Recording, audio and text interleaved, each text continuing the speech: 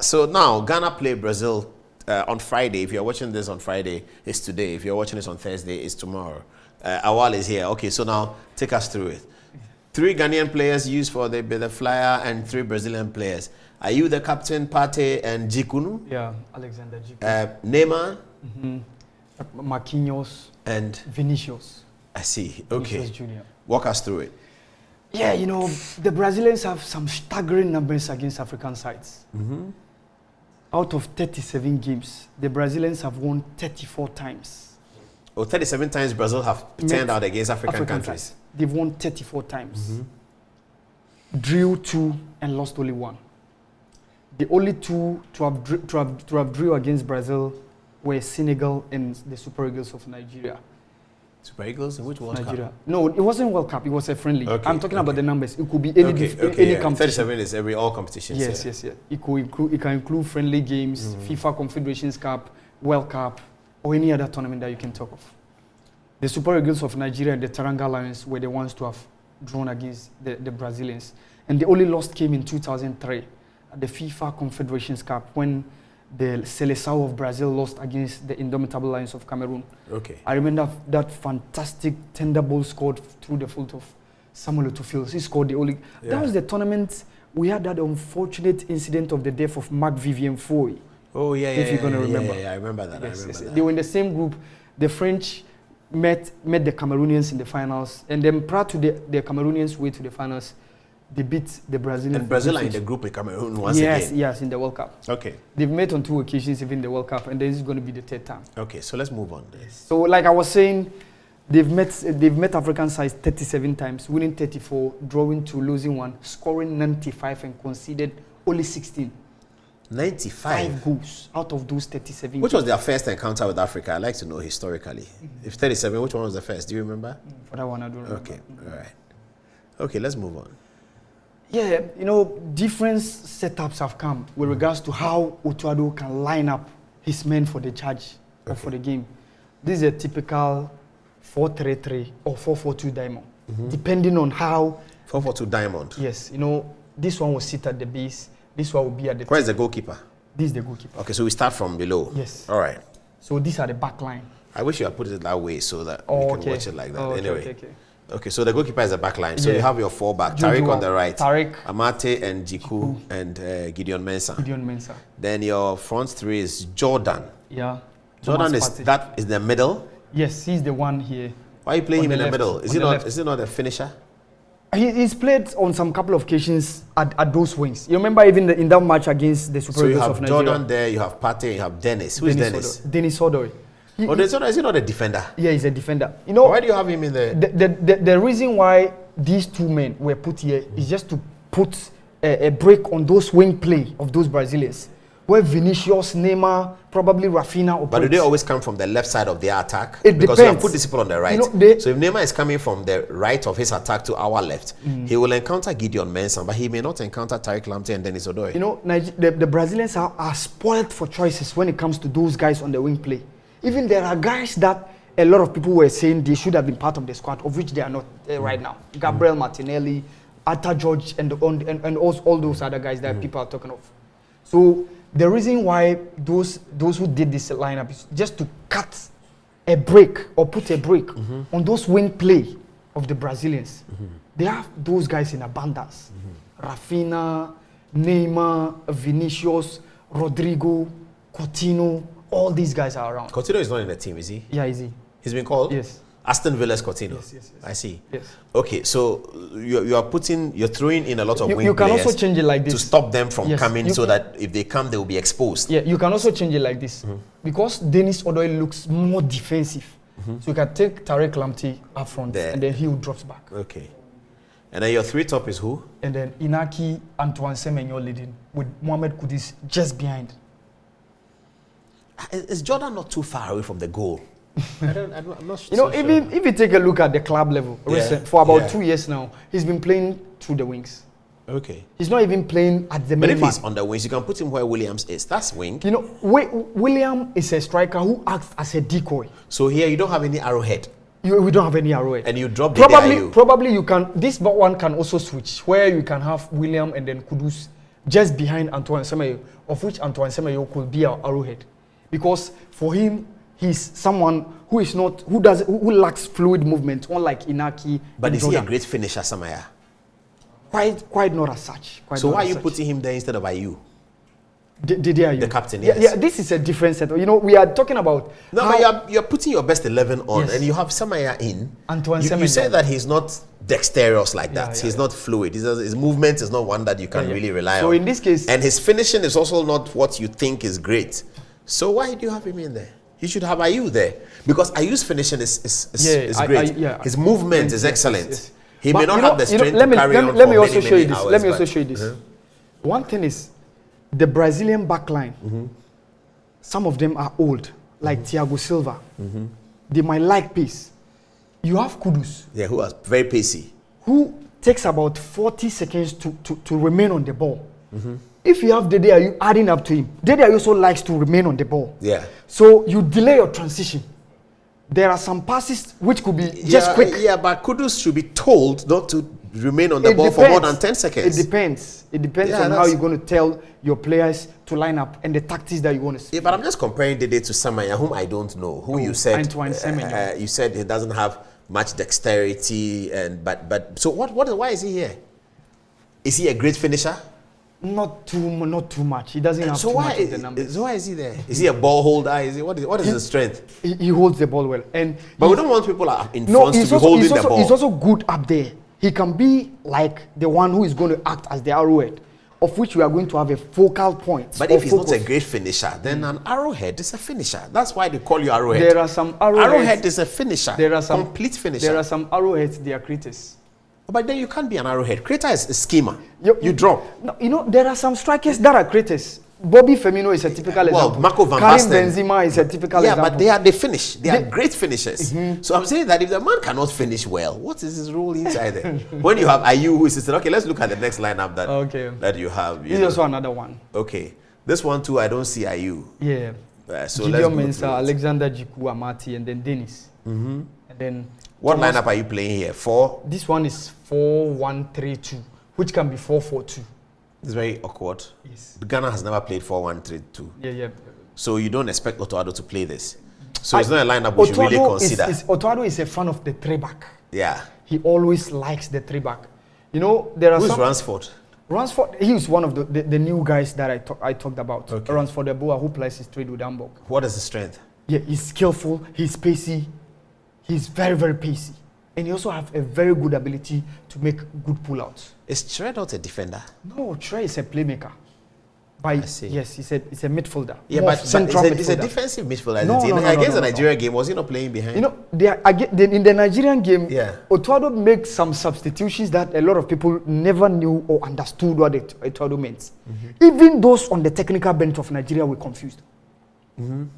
Even those on the technical bench. And was it successful? It was successful. And that's You why know he used something- Trey as a defensive midfielder? You know, what he did was, after he started with that lineup, we had the first half 1-1. So we had only 45 minutes to defend. to protect those maybe margins that we had, or maybe the scoreline. Yeah. We are through to the World Cup. But And he 45 is a long time to try and protect Yes. one goal And see what he did.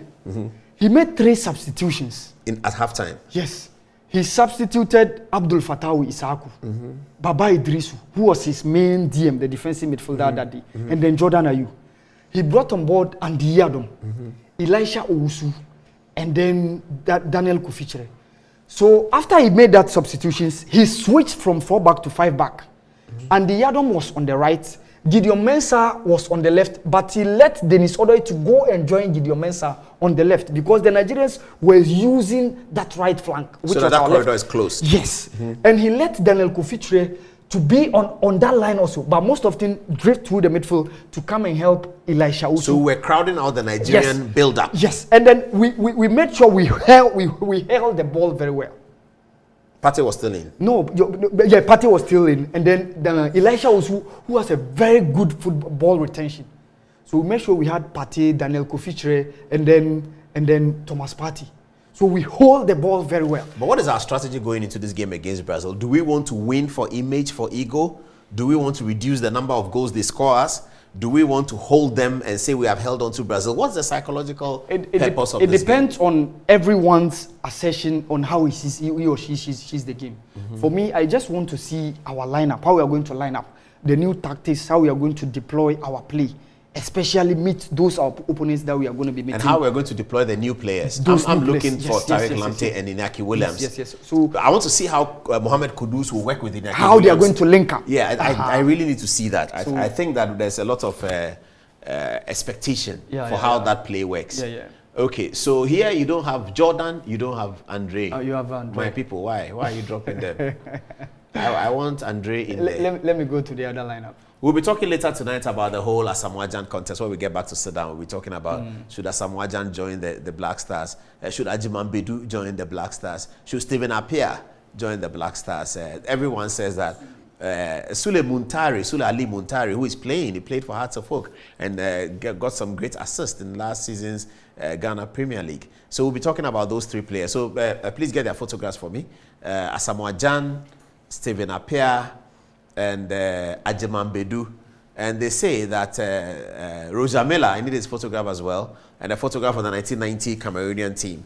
Rojamela did that in 1990 and was successful, so should we do that? But of course, let's come back to this. And my question still is, why are the Ayew brothers not in? Oh, you have Dede in there? Yeah, we have Dede here. Okay, I didn't see that. So you have Dede and Williams up, Kudus behind them. That looks like threatening enough. Yes. That's very threatening. That's great.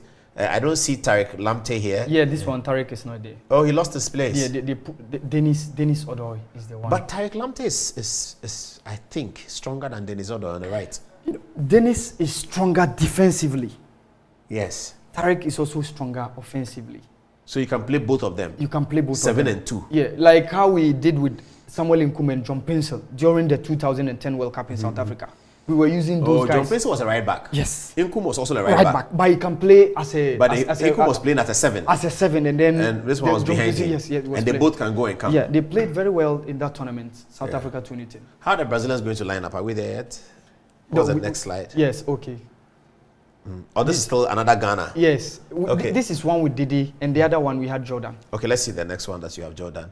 So you have Jordan now up front. That's more gratifying. Yeah, Jordan Inaki. So you have Dede and Inaki Williams as one option. Jordan, yes. And then you have Jordan and Inaki Williams as another option. But both of them have Kudus behind them. Yes. Sounds interesting. Here also you don't have Tariq. Tariq is not, but Dennis Odoi is there. And then Dennis Odoi, he doesn't have the swag. The swag is not there, Bisa. He's a great player, no doubt about that. He's very tall, so he has the ability of height for defensive corner kicks and all that. But the swag of Tariq Lamptey is not. But this one gives you the this preferred that you think that Otoado will be looking at. Otoado. You know, remember in that game against Nigeria, he played a 3-back, but that one was a default one. In that default one, you don't necessarily have 3 central defenders, but it's the one who acts as the DM, who was Baba Idrusu, who slots in to join those 2 backs to become 3. So this affords Gideon Mensah and Dennis Odoi to join the attack. So in this instance, they act as wing backs. So this helps us to have more men in the attack.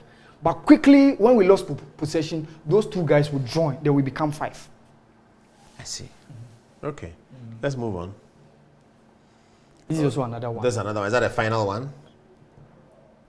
Yeah, final one. Okay, final one before the black. Okay, so that's Inaki Williams, Arrowhead, Kudus behind him. This one has Kamal Dean comes Suleiman. in to protect the left-hand side. Chiré is on the right. Yes. Tariq Lamptey is in a back 4 flat. Yes. Okay. And then Idrisu Pate. Okay, we seem to have enough good players. Okay, so this is how you expect the Brazilians to line up. Walk us through it. You know, this one is also more of 3-back. And then Alisson of Liverpool, Eder Militao, Thiago Silva, and then Marquinhos. Thiago Silva, Liverpool? Yeah, no, Chelsea. Chelsea, okay. Then Marquinhos of Paris Saint-Germain. Casemiro, Manchester United? Casemiro, Alex Telles. Okay. This one could probably be a 4-back, but in an instance, because the reason why is... You don't have Neymar in there, or you have him there? No, Neymar is there. Yeah. Eder Militao is a centre-back.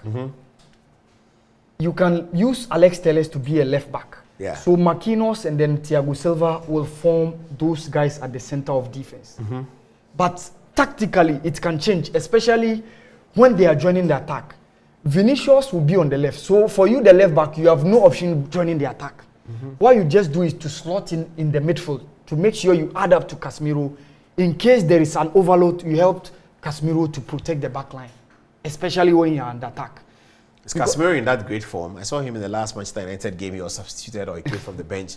He didn't look that comfortable as he does in the Real Madrid. Casemiro, he has always been one of the best defensive midfielders. But playing 2 games for Manchester United, he hasn't showed the caliber that he shows for Real Madrid. Not yet. Maybe it's coming. Every coach has his own maybe philosophy of how he plays the game. The Manchester United coach likes a defensive midfielder who orchestrates attack, but Casemiro is not such. Oh, he's a defensive midfielder, properly so called. Yes, he one who just tackles. So he's like Stanley Abura. Yes. Makelele, Stanley Abura. Yes. So he's not like Frank Lampard. Yes. And he's not like Michel Ballack. No. Oh, for him, he just tackles and like release the ball. Yes. He's like Yamstam. Yes.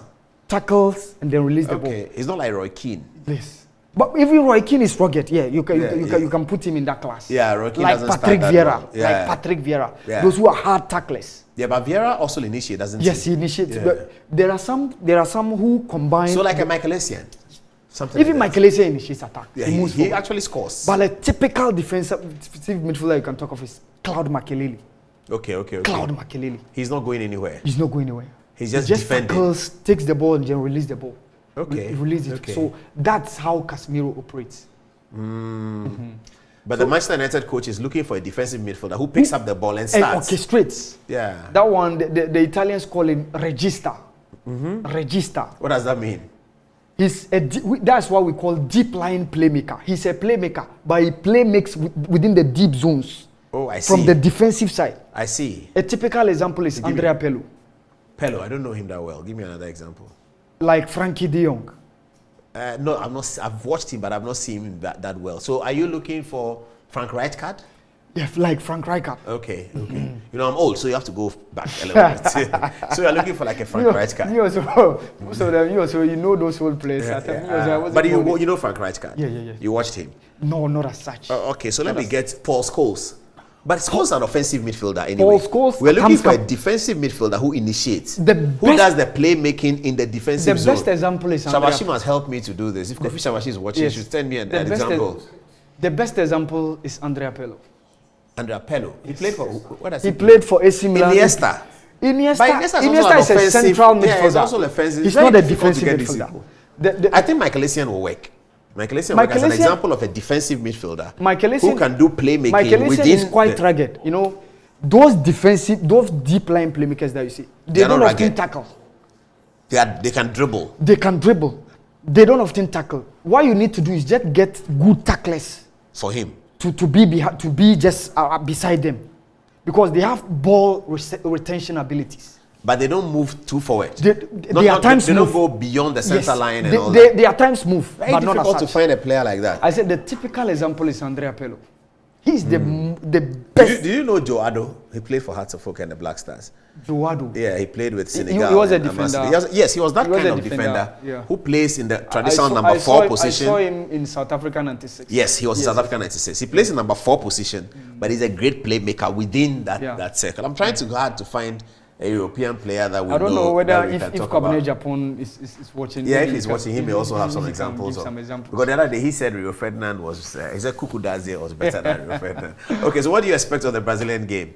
So it's a tough game. Are we going to win? Are we going to lose? What should be the approach of the coach? For me, if we go in and get beaten 7-0, that's not great. No, we're not going to be beaten. But that's not great. You know, we played 4 games with Brazilians. Conceded 13 and scored only 2.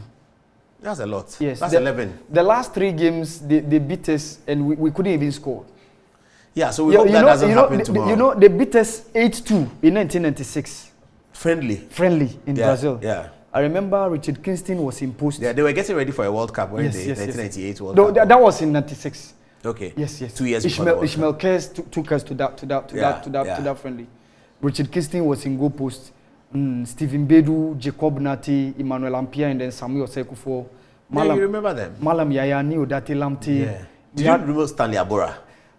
Not too much. Okay, all right. So now who's going to win? So your take? How are we going to score line? For the prediction, I can't. You can't. But like I see the Brazilians winning. maybe. But like I just want to see how, you know, like you just said, there is a possible meeting between Ghana and Brazil in the round 16. So we need to see how we play with so them. we will look the at confidence the levels are very important. Yes. Let's check our confidence levels. You saw there was one of the pictures that was displayed or even on social media after they were done with their training. The coach was holding a tap, and then all the players gathered, and then he was showing them something. So that was where a lot of pundits were beginning to see that he's taking the Ghanaian game very, very serious, because there could be a possibility of us you mean the Brazilian coach? Yes, with the dynamics, because they are in Group G. Where can people see it? Which TV station? Which angle? Super Sport will Super show. Sports showing it. Max TV. Super Sports on what channel? Super HD. HD. All right. If Super Sports will show it, that's not complicated. Max TV is also showing it. And you will not give us your prediction. Okay, but it will give us a sense for our next conversation. When we have another friendly on when? On Tuesday. Tuesday, who are we playing? Against Nicaragua. Where are we playing that? We are playing that one in Spain. In Spain, okay. So from France we move to Spain. Yeah, why are we playing Nicaragua?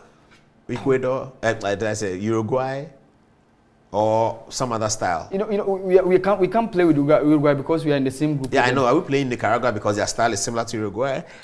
Nicaragua is not even adapt because they are part of the Northern Americans, those around the Caribbeans. But like, it's a low-profile game. I think it's very good for confidence. Training. Yes. Confidence. And then there will be the last friendly game before the World Cup, which will be against Switzerland. We have agreed on that already. Switzerland. Yes. For that one, the venue is yet to be determined. Why are we playing Switzerland? Who is in our team that's placed like Switzerland? We have a European side in Portugal in our group. Portugal is there, okay. Yes. So but Portugal's style is closer to Brazil. Okay, probably we can talk of that. Yeah. We can talk of that. But, all right. Okay, so we see what happens in that game.